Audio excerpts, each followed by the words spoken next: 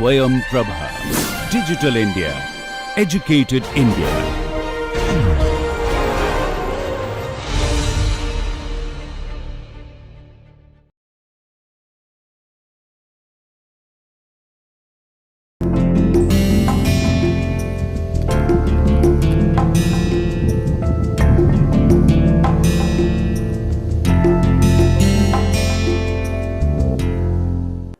Hello and welcome to the tutorial. So in the previous class we have seen this experiment about parameter estimation using least square method. So there we have seen what is parameter estimation and how to estimate the parameters and why do we need the parameter estimation and everything. So we understood, and I also discussed about various methods are available to do this parameter estimation, and I have discussed about least square method. So there we have learned what is the basic principle of least squares, how least square works, and we also have seen the mathematical formulation, and I've also talked about some examples like how can you incorporate the least square estimation philosophy in the in the problems and other things, right? So in this tutorial what we will be learning is this, like earlier lecture was about generic parameter estimation, like any process can be modeled, be it mechanical, electrical, or from any other process. And if your models are parametric, then you can use the technique of parameter estimation and maybe least square estimation technique to estimate those parameters, right? So I'll be discussing today about aerodynamic parameter estimation. So I'll be talking what is aerodynamic parameter estimation and how aerodynamic parameter estimation is very much important. So let us start for today's session with this.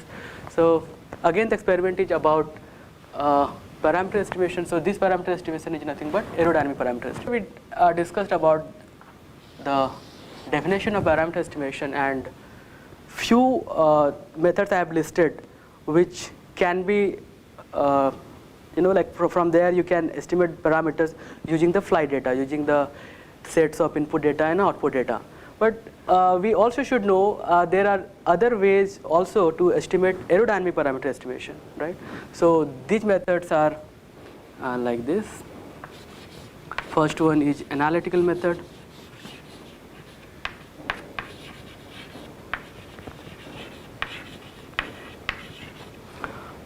Next is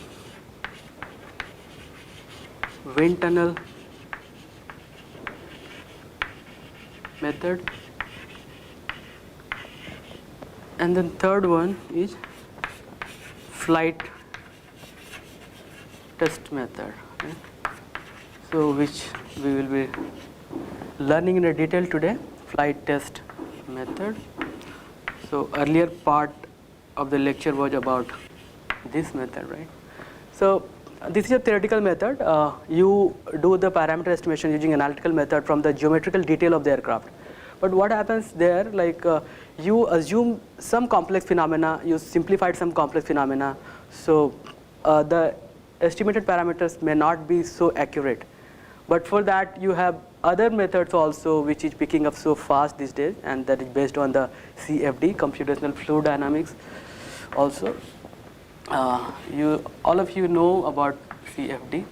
So CFD based methods also can give you the computed parameters, right? But again, to corroborate those parameters, whatever you got from the analytical methods or from the CFD based methods, you need some experimental methods, right? So these two are experimental methods, where you get these parameters from the experiment, doing some experiment, yes. Mental method, right? So as I said, you need to corroborate those results or those parameters, then we should go for experimental based methods. So let's see how wind tunnel methods work. So what it does, like you have a tunnel, and then usually you don't put a full scale model, you put the scaled model inside the tunnel, and you try to simulate the atmosphere, you try to give the same speed, you maintain the desired flow which is usually in the flying condition, and then wind tunnel methods gives you the measurement of the force and coefficients, force and moment coefficients. There you get those parameters. But again, since it deals with the scaled model, and then there will be issue of the Reynolds number, you cannot exactly simulate the Reynolds number in the wind tunnel. And apart from those things, you will have the issue with this dynamic derivatives and other stuff. So again, we should look for some prominent method where you will get a better estimate of the parameters.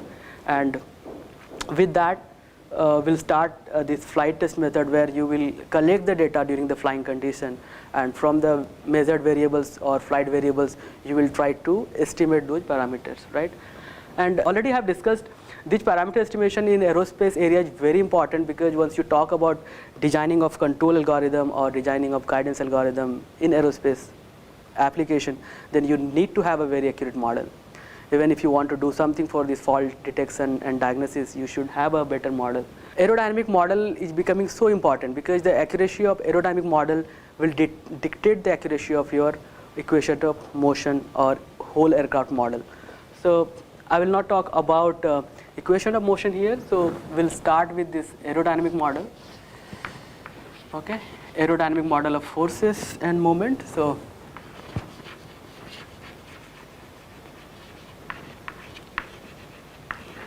aerodynamic model. Yes. So as you know, in this aerodynamic model, like if you see, we have forces, lift force, drag force, and moment. I'm taking a pitching moment. So I'm giving you the example of the longitudinal derivatives or longitudinal forces and moments. So lift, drag, and pitching moment, right? So you can write lift as half rho v square s into CL, right? This part is your dynamic pressure and platform area, and this is called your lift force coefficient. So you can write this as a lift force coefficient.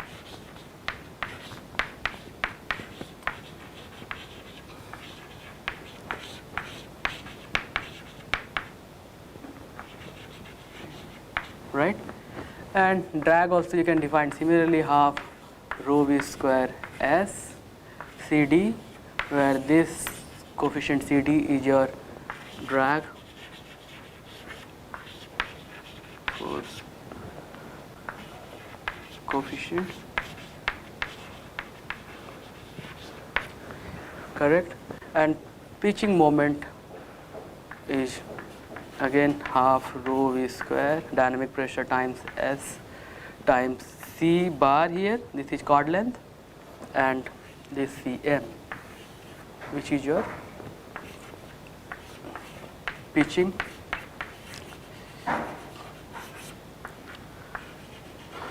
moment coefficient.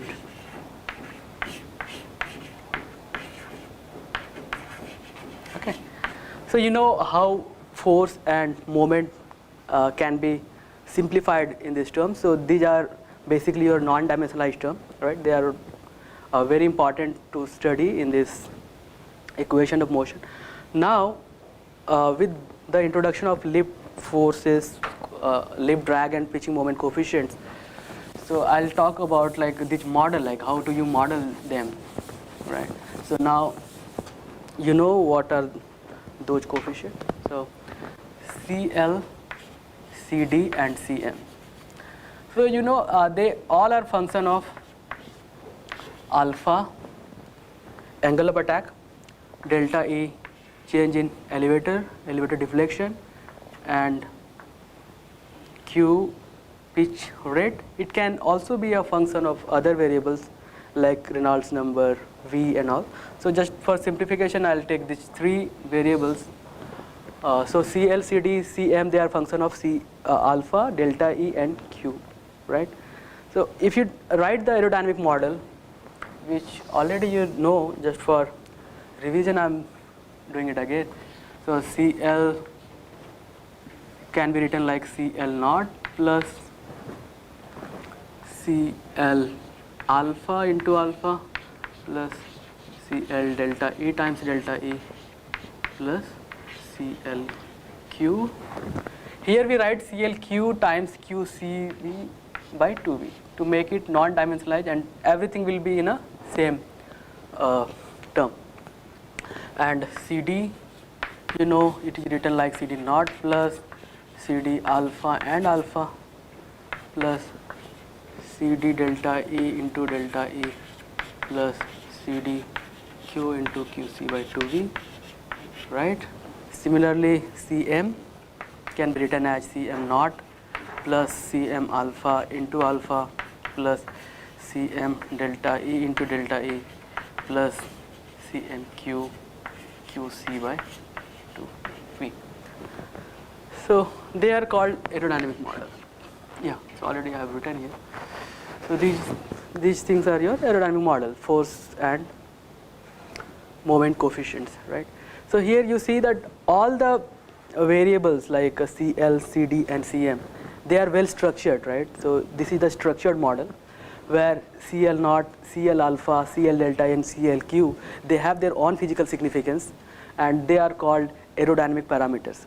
So few parameters like CL and CL alpha, CM alpha, which is related to your alpha, or maybe CD alpha, they talks about the stability. Basically these things talks about the stability, so they can be called as stability derivatives. Also your CLQ, CDQ will be very weak parameter, and CMQ. So they talk about the stability, so they can also called as stability parameter or stability derivative. Stability derivative. Okay, and the parameters which are related to control, here control is your delta E, elevator control, yeah. So CL delta E, CD delta E and CM delta E, they are called control derivatives, right?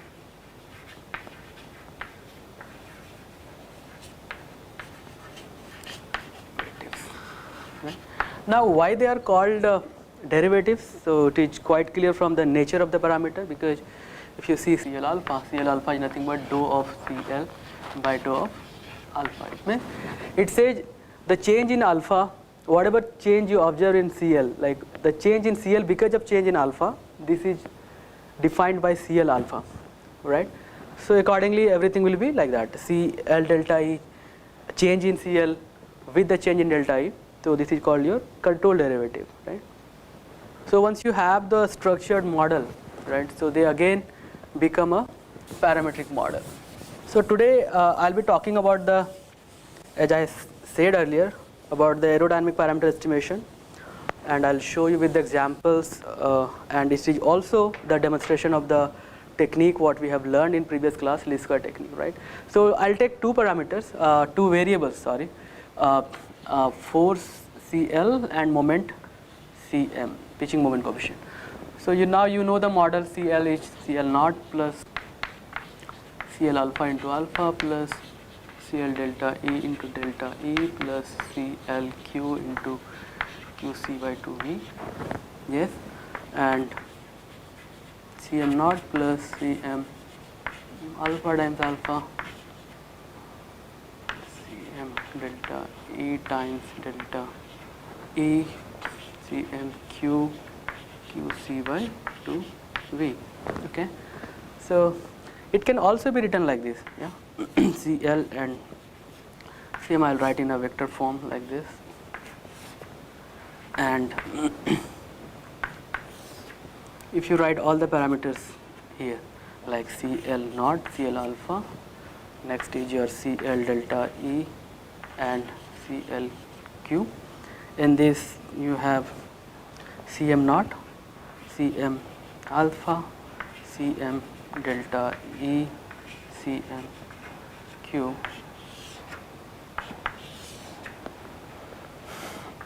one alpha delta E and QC by 2V. Yes, so this is the same equation, actually representation in terms of matrix. So now if you see, it will look like this. Y about the output, force and moment coefficients, and if I can call this as a theta matrix, which is a parametric matrix, and input if I represent by x. So this is again in terms of this very well known equation, right? Y equals to theta x, a linear equation, right? So now this has become a candidate for least square.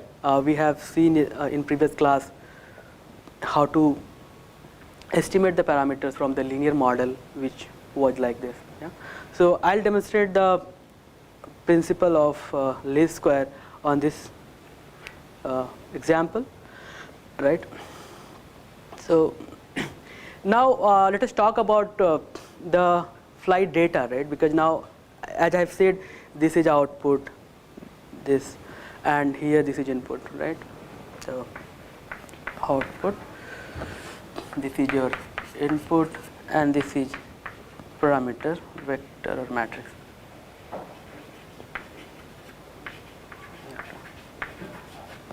And you want to find those aerodynamic parameters. So this is the problem for this in this example. So how to estimate those things. So before that, I'll be talking about how do you get these outputs, CL and CM, and how do you collect all the inputs, right?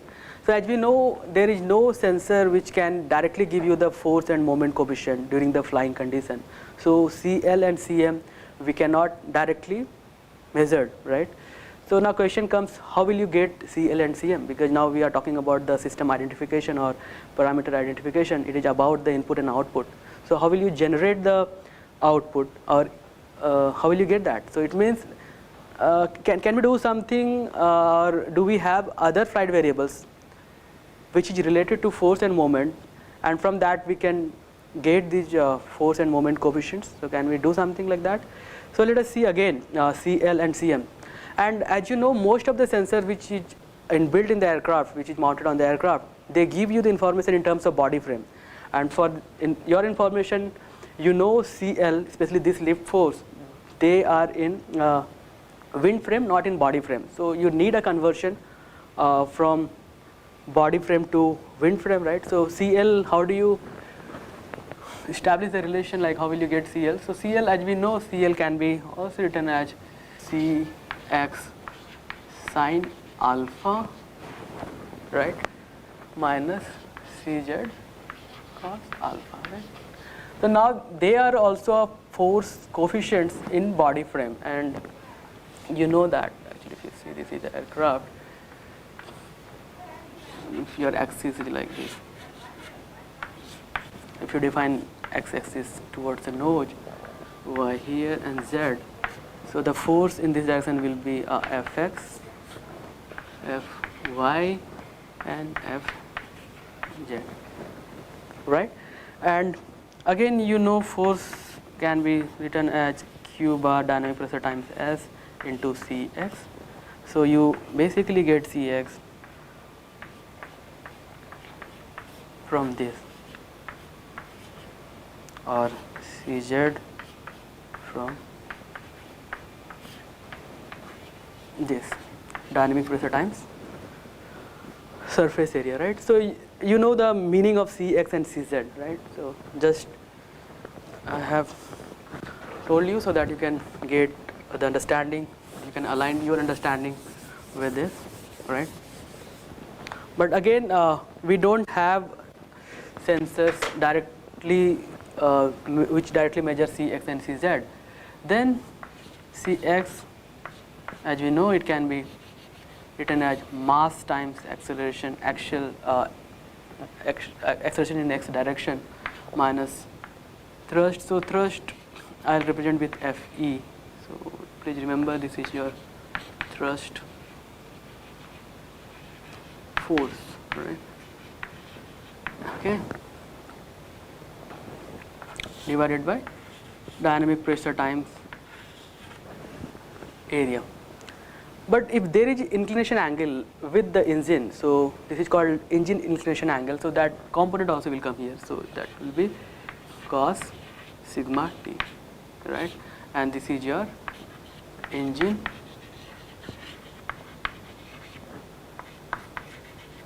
inclination angle.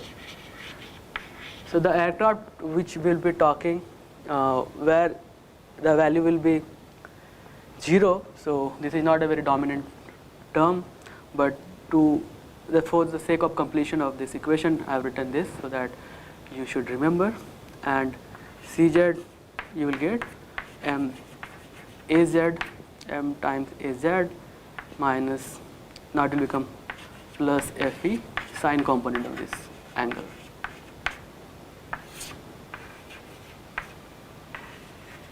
Okay.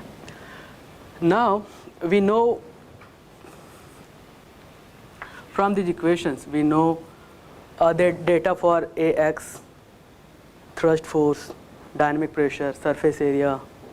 These everything are known, right? Because IMU will give you the details of acceleration, and from the geometrical information of the aircraft you will get S, and sensors are there to measure dynamic pressure, so you will get the dynamic pressure, right?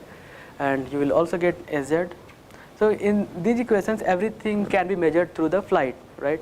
So once you have measured details about the variables, you will get Cx and Cz, and by knowing Cx and Cz you can get Cl, right? So that is how you will get the Cl, lift force coefficient.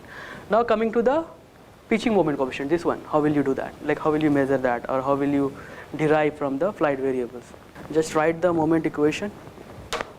So all of you know moment can be written like this: y equals to Iyy q dot, right, plus I x z times p square minus r square plus p into r times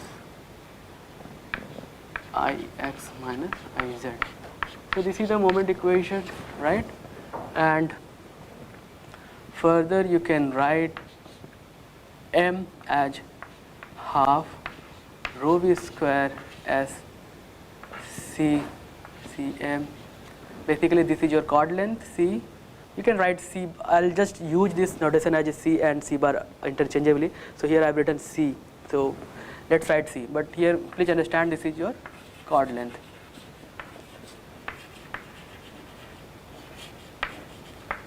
Okay, right? And then the same equation. Okay, so here you can get Cm by knowing all those variables. So you know IME contains the accelerometer, gyroscope, magnetometer. So from the gyroscope you will get P, R and Q, everything. And from the geometrical details you will get I, X, Z, I, Y and I, X and I, Z. Those inertia parameters you will get. Now this is the only thing where we should look for is Q dot, because most of the aircraft will not have the sensor which can directly measure Q dot, or in our aircraft we don't have the sensor which can directly measure Q dot. So how will you get this Q dot, Q dot variable, right? So but we know like we can measure Q can be measured, or the data is available, right? So from any numerical differentiation technique, if you have those Q, you can get the Q dot. This should not be a problem. But problem will come when your Q is not accurately measured. If it has some amount of data, noise, some amount of noise in this signal, and if you take the derivative of that signal, it will further amplify your noise. So the signal will become even worse.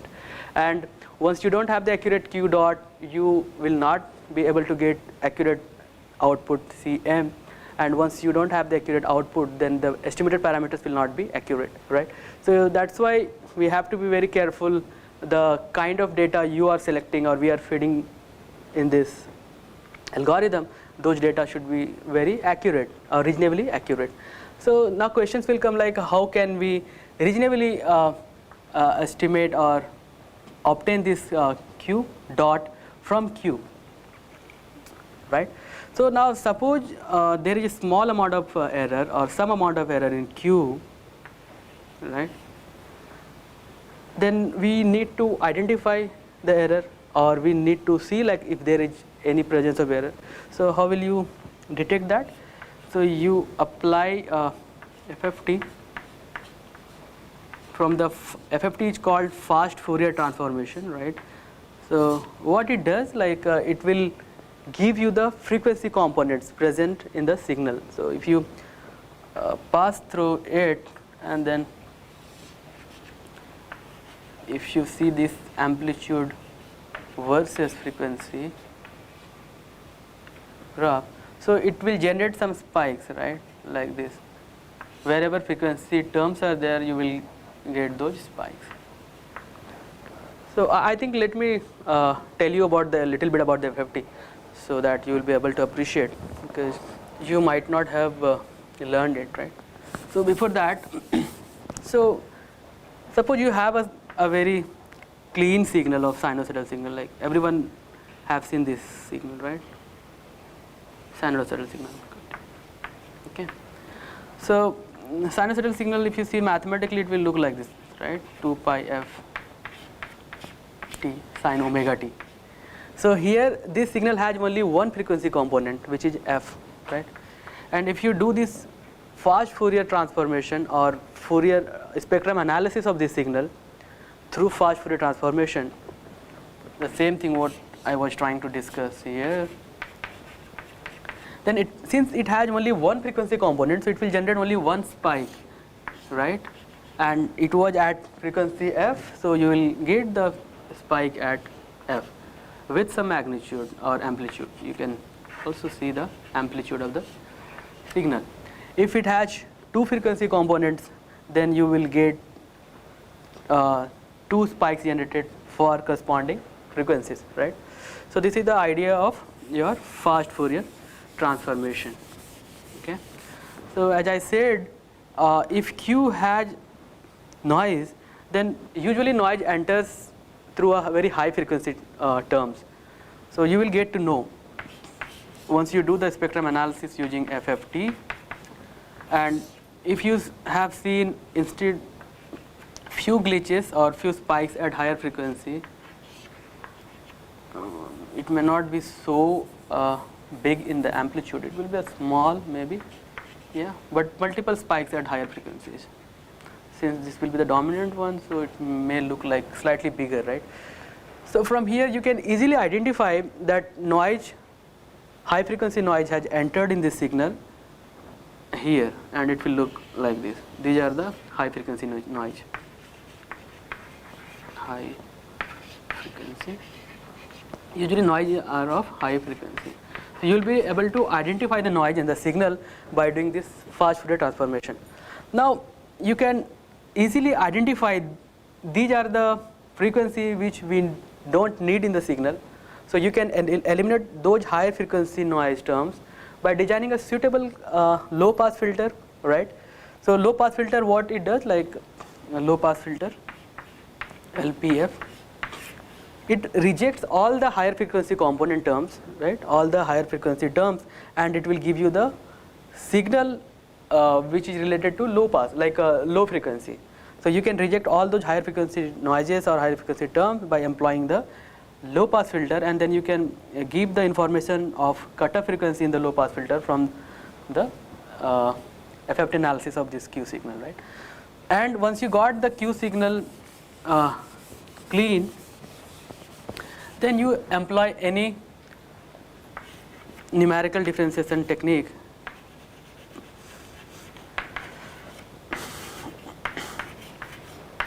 to get this Q dot, right? So now you got the Q dot. So in this equation you have the information about Q dot now.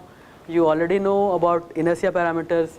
You already got the information about P and R from the from the IMU through gyroscope. So all the flight variables which are used in this equation are known, and from that you can get this Cm. So that is how you will get Cm, right? Okay.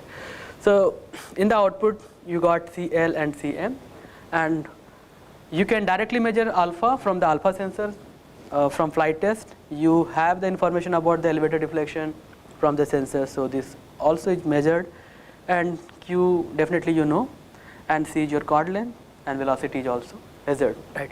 So now in the set of input and output, everything is known. So what is not known or what is unknown are these parameters. We don't know about CL naught, CL alpha, CL delta E, CL Q, and CM naught, CM alpha, CM delta E, and CM Q. And it is now, it has taken the structure of y equals to theta x, right? So you can think of using least square in this problem, and then you will get the theta. So how will you do that?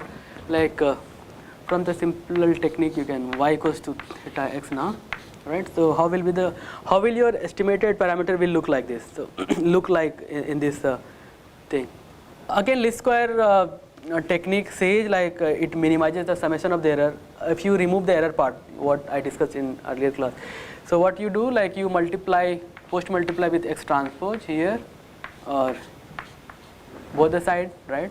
So now your theta will become y x transpose times x transpose inverse. So that will be your estimated parameter vector. Okay. So what I will do, like we have gathered the data on Hansa aircraft. So I'll show you how data has been collected. So you will be able to see all the information about the flight variables, alpha, velocity, and QR, P, and everything. And from there we have derived CL and CM. So what I will do, like I'll show you through the slides so that you will be able to appreciate more once you see it visually. And then from there, employing this least square technique, we have estimated these parameter vectors theta. There you will get to know about all the CL alpha, CM alpha, CM delta E, or whatever actually parameters we have talked. So all the parameters can be obtained using this least square technique. So from the MATLAB simulation we have done it. I'll show you in this slide. Okay, so I'll show you the results which we got for this parameter estimation, right? So yes, so this is the aircraft, Hansa 3 aircraft we have used to gather the data. And if you see the details, it is a twin-seater aircraft, research aircraft. We use this for our research work. And then weight is 756 kg, S 12.47 meters square, wingspan is 1.221 meter, chord length is 10.47 meter, aspect ratio is of 8.8, and inertia parameters are like Ix is 873 kg meter square, Iyy is your 907 kg meter square, Izz 1680 kg meter square, Ixz is 1144 kg meter square. So this is your geometrical parameters of this Hansa 3 aircraft. Yes, so these are the longitudinal data we have gathered during the flying condition. You see here elevator has been deflected. So this is the standard signal which we say is 3211. Yes. So if you can see the elevator which is right at the bottom here, and we tried to make it like a 3211. 3211 says like it should be 3 delta t times up or down, 2 delta t times, if it is down then it should go up, then delta t times down and up. So this is roughly 3 delta t, 2 delta t, delta t, and delta t. So we tried our best to get those 3211 signal through this elevator to excite the short period mode, right? And then this is the deflection in theta, q, ax, ay, az, ax, velocity, and alpha. You see, with the change in elevator deflection, so you have seen the changes in the alpha. So it is quite falling, right? Like we have deflection here, and corresponding to that you have started seeing the deflection in the variables, alpha, velocity. We tried velocity for short period should be constant, but it's reasonably constant in the accuracy of maybe 5 or 7 meter per second. It has gone off, and you see the deflection in acceleration data, AX data. It is of 2 meter per second square change, you can see roughly, and AZ also has changes maybe -15 to it has gone slightly lower to 0, and there is a change in Q, right? So these data are in radian per second. Units are already written here, so you can see. So you saw the changes in Q and theta, right? Other variables also it is not listed in this, but we collect all those data or flight data which already had been discussed during this lecture, right? So I have shown you those important variables through this graph, right? Next thing was, which I was talking about, the longitudinal input and output. I have talked about two derivatives. So in this graph, you see, like these are the force and moment coefficients. So CL is your lift force coefficient and CM is your pitching moment coefficients, and which we call as a set of output data, CL and CM.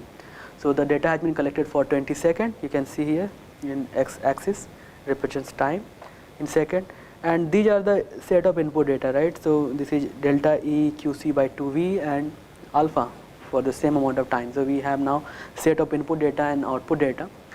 Once you use this technique of least square method, then you will get parameters like this. So these are the few parameters which I have shown you here. They are usually strong parameters: CL alpha, CLQ, CL delta E, CM alpha, CMQ, and CM delta E. Yeah, and so least square method gives you those parameters in a one-shot computation. So least square method is about the single shot computation, and it is very efficient.